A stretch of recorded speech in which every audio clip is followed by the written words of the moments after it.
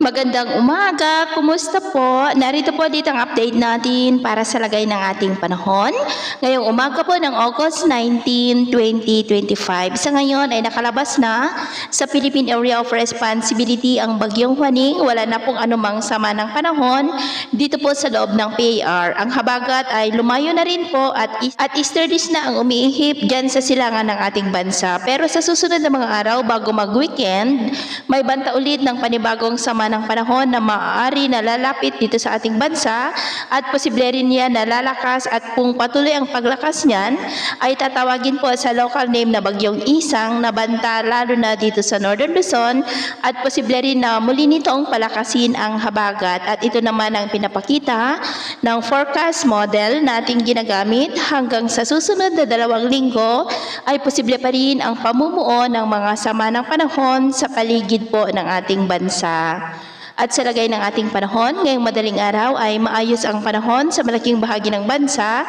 Pero dahil sa mga localized thunderstorm ay may mga isolated rains sa ilang bahagi ng Mindanao, Bohol, Leyte, southern part ng Samar, northern Samar, Capiz, Masbate, Sorsogon, Albay, Catanduanes at dyan po sa northern Palawan. At mamaya po ay sisikat pa rin ang araw sa malaking bahagi ng bansa pero may tsansa pa rin ng cloudy skies with isolated rains, lalo na po dyan sa may Catanduanes, Sorsogon, Albay, Masbate, Northern Samar, Capiz, Northern Palawan, Bogo, Bohol, ilang bahagi ng Leyte, at dyan po sa malaking bahagi ng Mindanao. At mamayang hapon, mas maraming lugar ulit ang makakaranas ng mas maulap na kalangitan with isolated rains.